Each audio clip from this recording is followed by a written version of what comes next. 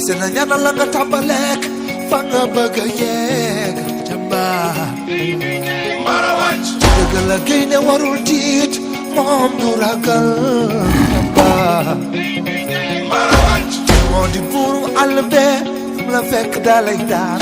loolu la ñëpp waaw man maa ngi tudd Abdourahmane Ndiaye di président zone 2 de l'ODCAV de Fatick di vice-président de l'ODCAV aussi chargé des activités socio-éducatives.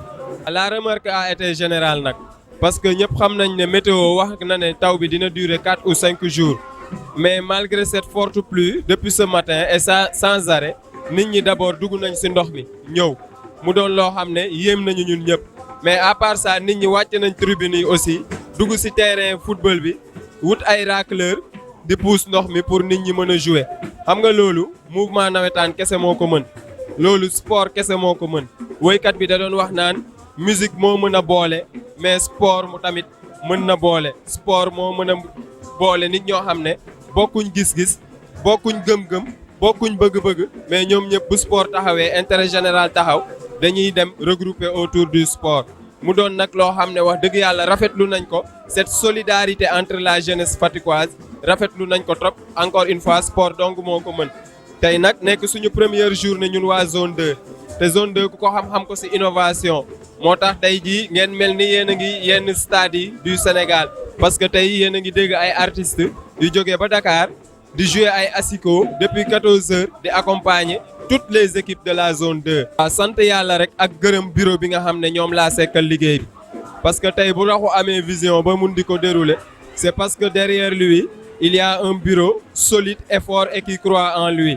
donc depuis l'année passée si lañ commencé di ko def ak ay innovation di ko def ak ay stratégie parce que dañoo seetlu tout simplement que ne zone 2 année yi passé da doon football mais du doon bëri nit stade bi kenn du si doon nekk zone 2 da doon football ba pare te quote-part sax du am ñu gis ne loolu pour mu am il faut ñu jaayaat image yu zone 2 en faisant comment année passée dañoo njëkk a def entrée libre Fatick yëpp wuyu suñu ay doomu Fatick ñëw accepter idée bi approprié wu ko nangoo doon parrain wu journée yooyu jël en charge suñuy zone ba daaw boo gisee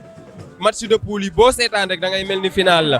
ren ñu ñëwaat ne foog ñu def entrée nag parce que ASC yi tamit mënuñ leen xaj seen quote-part moo tax ñu jël ren entrée bi ñu di commencer ko 200 300 francs 500 francs alhamdulilah lii première journée la mais daa mel ni Fatickwaay aussi approprié wu nañ ko te zone 2 fa mu nekkoon mu ngi ko commencé woon jël mu ngi ko commencé waat jël gis nañ ne ndànk-ndànk mu ngi commencé di dugaat ci xolu Fatickwaay donc ñu ngi ciy sant yàlla. xam nga li xel njëkkul mën a nangu mooy que nga dem ci hôtel ba pare fay sa xaalis di bale hôtel ba ka fobeere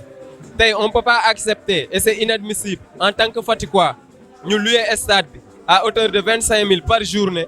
ñëw di bale stade bi di ko racler di wàññi ndox mi alors li ñuy fay fan lay dugg c'est la grande question que tout le monde se pose c'est la grande question bi nga xam ne nit ñëpp dañ koy wax ci suuf man nag ragaluma li ce que les gens disent en bas man j'ose le dire en haut nit ñëpp rafetlu wuñ te wax dëgg yàlla tey na suñu xel xamuñ nan la demee stade bi baaxul stade bi doxul environnement stade bi baaxul nit ñi seen oto yaa ngi yàqu bu ñuy dugg ci stade bi borom moto yaa ngi daanu bu ñuy dugg ci stade bi jigéen ñeeg xale yi ñëpp ci ndox mi la ñuy xuus pour dugg ci stade bi donc la grande question qu'on se pose mooy que investissement yi jeune Fatick yi di def ci biir stade bi xaalis boobu en retour ñun gisuñ ci suñ bopp douche yi salte na boo toogee ci loge bi doo mën a nooyi donc je disais que douche yi yàqu na kenn mënatu ko utiliser boo toogee loge da ngay jënd sa ticket loge bëgg a seetaan match sax mais doo ko mën ndax xet bu bon bi lay xam ne mu ngi lay sonal banc de touche amatuñ ko récemment il paraît que filet yi ku ñuy wax Papa Jamil Sarr di ndaw ci Fatick di góorgóorlu moom moo ñu ko may donc ñun daal wax dëgg yàlla li ñu métti ci stade bi bëri na mu nekk un stade nag départemental donc autorités yi nga xam ne ñoom ñoo compétente pour régler ce problème il faut vraiment que ñu def ko ci nu mu gën a gaawee parce que ñaaw na trop stade bu mel nii du verdure bu rafet du entretien du chaise bu baax du toilette bu baax du pelouse bu baax du environnement bu baax Fatick mérité na lu ëpp loolu donc tamit di lancer un appel à toutes les autorités fatickoises y compris les autorités qui sont compétentes pour régler ce problème à ce que ñu résoudre ko si ni mu gën a gaawee parce que jeune Fatick yi amuñ lu dul nawetaan ñun nawetaan amuñ si dara Fatick rek moo ñu ñor jeune Fatick rek moo ñu ñor ñun dañ fiy ñëw 15 heures ñibbiwaat 3 heures c'est vrai que ñun ñoo waxoon ñu voté pour que ñun ñu liggéey mais liggéey bi daal yombalaluñu ko donc maa ngi lancé un appel au maire d'abord bi nga xam ne moom moo ñu jiite njaboot ñu lépp lum si mën na ko si def daaw accompagner na ñaari zones yi ñu ngi koy invité aussi mu accompagner ñu mook yeneen autorités yi nga xam ne jàppale nañ ñu daaw muy monsieur Maysa Mayakor Diouf di monsieur Mamadou Ngom Niang monsieur Adama Ndour ak yeneen parrains yi nga xam ne parrainé nañ zone 2 yëpp ku lim juum ñu ngi leen di ñaan ngeen ñëw dimbalewaat ñu parce que soxla nañ ko réellement ren prise en charge GMI yi dafa doublé